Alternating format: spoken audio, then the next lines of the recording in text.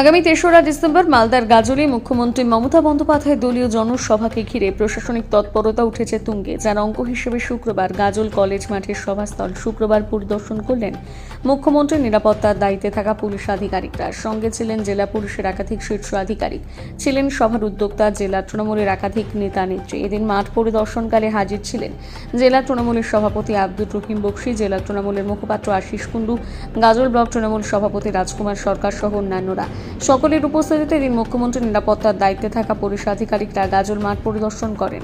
কোথায় সভামঞ্চ হচ্ছে, কোথায় হচ্ছে হেলিপ্যাড, পার্কিং জোন ইত্যাদি নানান বিষয় তারা খতিয়ে দেখেন। মুখ্যমন্ত্রীর নিরাপত্তা সুনিশ্চিত করতে কোথায় কি ধরনের ব্যবস্থা নেওয়া প্রয়োজন তা পুঙ্খানুপুঙ্খভাবে খতিয়ে দেখতে বলেন বলে জানা গিয়েছে।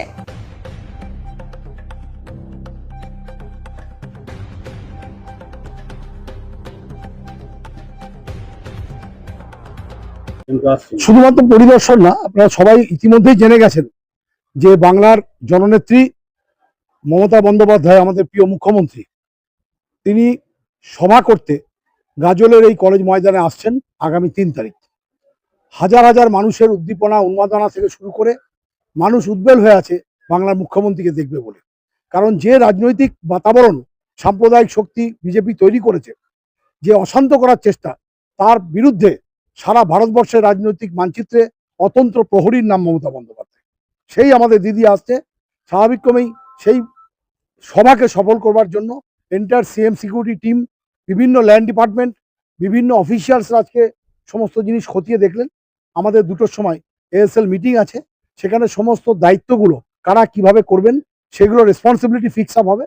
তারপরে যেহেতু খুব শর্ট পিরিয়ড, খুব তাড়াতাড়ি এই মানে সভাটাকে যাতে সাফল্যমণ্ডিত করা যায়, বিভিন্ন লজিস্টিক্যাল সাপোর্ট দিয়ে আমাদের জেলা সভাপতি থেকে শুরু করে আব্দুর রহিম বক্সি ছিলেন, আমাদের গাজল ব্লক সভাপতি রাজকুমার ভাই ছিল, সমস্ত শাখা সংগঠনের সভাপতিরা ছিল, এখানকার জেলা পরিষদ মেম্বার্সরা তারা ছিলেন, এবং সমস্ত মানুষ এখানে উপস্থিত থেকে এটা ইমিডিয়েট সমস্ত ওয়ার্কআউট করে আমরা কাজ শুরু করব। আগামী 3 তারিখের সভায় মানুষ উপচে পড়বে। আর 2026 আসার আগে আপনারা রেস্ট অ্যাসিওর থাকুন, 2026-এ সারা বাংলা জুড়ে আবার সবুজ ঝড় বইবে। সমস্তটাই দেখা হলো। হ্যাঁ, আমাদের 2টোর সময় এএসএল মিটিং আছে, সেই মিটিংয়ে সমস্ত রেসপন্সিবিলিটি ফিক্স আপ হবে।